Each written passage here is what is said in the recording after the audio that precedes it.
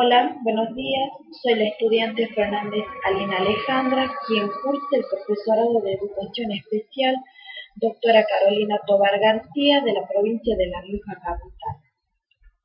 Estoy cursando el tercer año, turno mañana, en orientación a discapacidad neuromotora.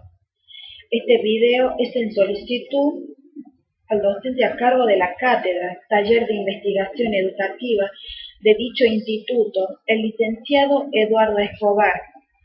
La actividad propuesta fue realizar un análisis del manual de investigación. ¿Qué significa investigación, acción participativa, educativa? El cual me permitió la comprensión para la realización de un proyecto de investigación. El análisis consistió en leer y realizar un resumen con sus mapas conceptuales.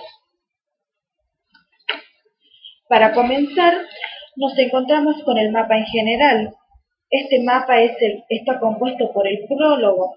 El prólogo habla mucho de toda la información epistemológica, las condiciones generales, a quién va destinado. Esta manualidad tiene una estructura específica. Hablamos sobre los capítulos en sí. Nos encontramos con 8 capítulos en total. Capítulo número 1 habla sobre las ideologías académicas, que se subdividen académico-metodológico, académico-tecnológico. Capítulo número 2 habla sobre la investigación a acción, hace referencia sobre esa aplicación en el campo de la orientación. ¿Cuáles son las ventajas de la investigación a acción? ¿Qué debemos tener en cuenta? Y el esquema secuencial de retroalimentación. Capítulo número 3. Es el capítulo más largo de este manual. Se denomina fase y momentos de los procesos metodológicos. Hace referencia al proceso de investigación. Siempre tenemos que partir sobre unas premisas básicas, como la problematización, el diagnóstico, el diseño, la aplicación y la evaluación. Este proceso de investigación se divide en 2 partes, los temas específicos, los temas generales, para poder desarrollar cada uno de los capítulos, por lo que es importante saber la especificación del tema y a qué entidad va destinada. El capítulo número 4 se denomina estructura del trabajo de investigación. ¿Qué son los contenidos vinculados entre sí y qué permite la organización del contenido? Esto tiene que tener un esquema básico, en el cual generalmente la mayoría de nosotros conocemos, que hablamos de la introducción, desarrollo y conclusión. Capítulo número 5 hace referencia a la presentación, al aparato crítico. ¿Qué es lo que implica esto?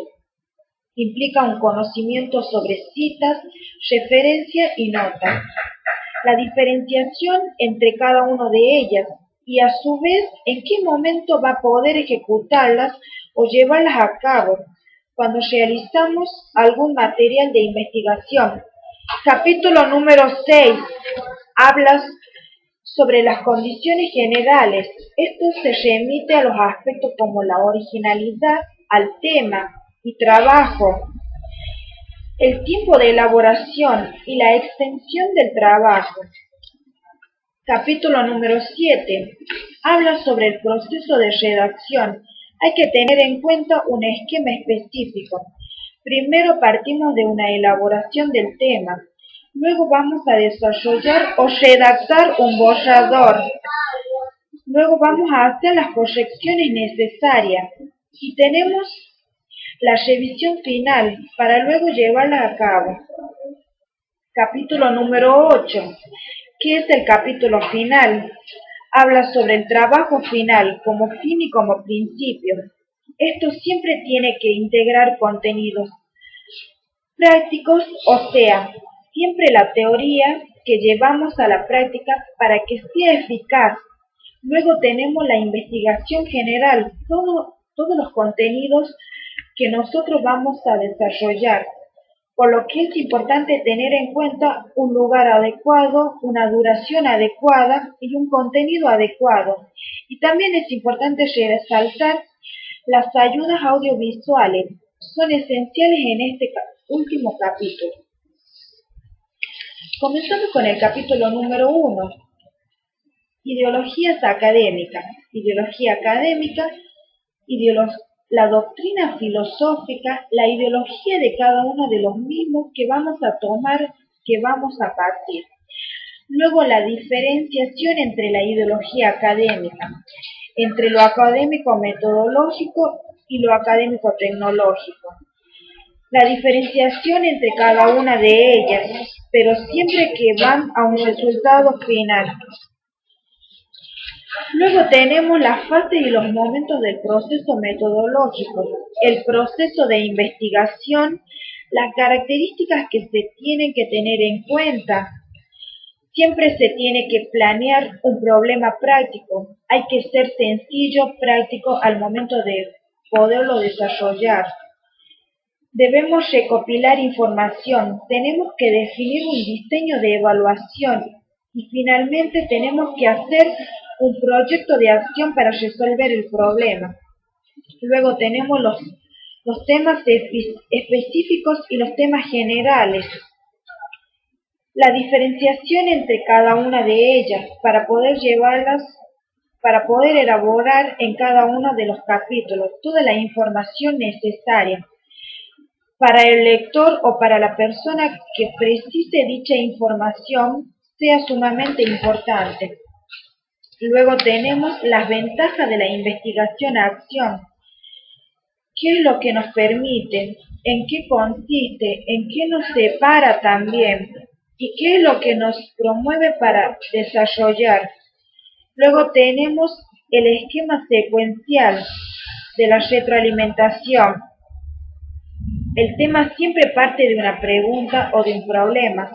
Tenemos que tener en cuenta los marcos teóricos, el diagnóstico, el plan de acción, la aplicación y la evaluación.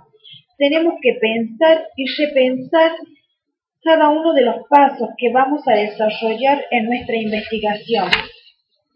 Por lo que es importante la especificación del tema. Siempre la base del trabajo final es poder diseñar, elaborar y desarrollar aquellos intereses estructurados que siempre tiene que responder o brindar una solución a una necesidad educativa. Luego tenemos los históricos y contemporáneos. Esa diferenciación, el cambio del paradigma, que es importante recopilar información de hace un tiempo atrás de alguno de los autores, porque enriquece específicamente lo que nosotros estamos desarrollando. Luego tenemos los temas teóricos y experimentales, la diferenciación entre cada uno de ellos y por qué la teoría de la práctica siempre van de la mano. Luego tenemos los exploratorios y descriptivos, que ellos generalmente presentan las dificultades al momento de desarrollarlo, la diferenciación entre cada uno de ellas o los vínculos que tienen cada uno de ellos, que nos pueda dificultar al momento de la redacción. Luego tenemos el marco teórico. El marco teórico se subdivide en dos partes. Uno, que es obtenido por la información de la lectura del investigador. El otro es elaborado por el investigador de acuerdo a sus estudios de la realidad. Pueden partir de temas ya conocidos o quizás sea una nueva información. Luego tenemos los temas funcionales del marco teórico. Las diversas funciones siempre se destacan porque provocan el marco de referencia, porque impiden una nueva línea, porque conduce al establecimiento de hipótesis, porque guía el investigador, porque amplía siempre en el horizonte, nos hace ver lugares o puntos de vista que quizás nunca hayamos imaginado, porque la porque la orienta a la realización del estudio, porque ayuda a prevenir mejores. Luego tenemos los métodos y las técnicas cualitativas de redacción, los datos. Tenemos que tener en cuenta la función primordial, la técnica de investigación, que comprenden siempre distintos procedimientos, por lo que es importante siempre obtener los fundamentos empíricos, porque también nos indica nuestra forma de actuación. También para la obtención de la información. Luego tenemos las características de los métodos y las técnicas cualitativas, la diferenciación entre cada uno y lo otro, las características que nos podemos encontrar en forma oral. Luego, el componente del modelo de evaluación. ¿Qué es lo que nos permite utilizar la evaluación? ¿Cuál es la finalidad específica de la evaluación? ¿Qué modelo de evaluación vamos a partir para saber si es eficaz o no? Luego, el capítulo número 4 nos habla de una estructura del trabajo de investigación, que tenemos que tener un esquema básico. Habla de introducción, desarrollo y conclusión. Luego nos vamos a los elementos de introductorio, el proceso. ¿Qué es lo que busca? ¿Cuáles son las epígrafes? ¿Por qué es importante poner sobre la base de alguna imagen epígrafe para poder describir? Quizás con simples palabras lo que el lector o la persona que está viendo la imagen pueda recaudar demasiada información en una imagen que se haya colocado. Luego tenemos el cuerpo de trabajo, también el proceso, los capítulos, las partes del cuerpo de trabajo, la información específica en general. Luego estamos hablando del capítulo número 5, que habla de la presentación del aparato crítico. ¿Qué significa la presentación del aparato crítico? ¿Qué diferencia hay entre las citas textuales? ¿Qué diferencia hay entre referencias? ¿Y qué diferencia hay entre las notas para llevar a cabo? El capítulo número 6 habla de las consideraciones generales. El tema debe ser original, tiene que tener un tiempo de elaboración, tiene que tener cierta extensión de trabajo. Luego tenemos la observación participante en la investigación educativa. ¿Y por qué es tan importante la institución educativa? ¿Qué es lo que nos imparte la educación educativa? ¿Qué es lo que nos permite recoger en cuanto a la información? ¿Por qué siempre la sociedad y la cultura es algo tan necesario y prescindible en el momento de desarrollar? Luego tenemos el análisis en la interpretación de los datos, que siempre opera en sí lo que tiene lugar a lo largo de todo el proceso de investigación. O sea, tenemos que analizar cada una de la investigación que hayamos recaudado. Luego tenemos la disposición y presentación de los datos. ¿Qué es lo que nos permite? Nos permite también esta disposición de saber si esta información fuese eficaz o no. Si la elaboración de la hipótesis lo vamos a realizar de forma descriptiva o explicativa. Si el investigador va a realizar su trabajo de información textual, si va a observar distintas realidades del mundo, si detecta patrones de interacción entre uno y otro. Luego tenemos la aplicación de plan de acción. ¿Por qué es importante el plan de acción? Porque siempre nos permite obtener Los permisos con las observaciones. ¿Por qué los principios éticos deben ser conocidos con los afectados? ¿Por qué el trabajo describe y permite que se resignen todas aquellas sugerencias de los datos que hemos recogido? ¿Por qué también es necesario observar y describir y controlar lo que nosotros estamos desarrollando a su vez? ¿Por qué la grúa tiene los mismos derechos que el maestro a la obtención del dato? Luego tenemos la evaluación. ¿Qué es lo que nos permite la evaluación en sí?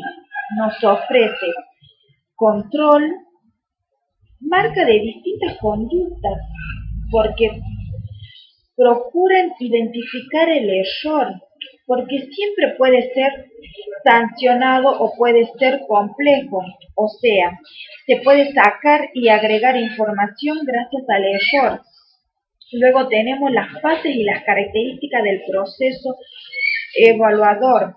Tenemos la planificación, el desarrollo, la evaluación y la meta-evaluación. Luego tenemos el proceso de redacción. ¿Qué es lo que tenemos que esquematizar? Tenemos que elaborar un esquema, redactar un borrador, hacer las correcciones necesarias y finalmente la corrección final.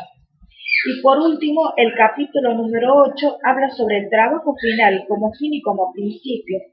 Ya es la investigación en general, donde se investiga la teoría y la práctica, si fue positiva o negativa, y si la preparación siempre tiene que estar en redacción a las técnicas, si tienen que ser positivas, si tienen que ser descriptivas. Bueno, al realizar dicho trabajo me resultó muy gratificante, ya que pude comprender los pasos, las herramientas y las técnicas que debo tener en cuenta a la hora de elaborar el trabajo final o la tesis cuando termine mi carrera. Muchas gracias.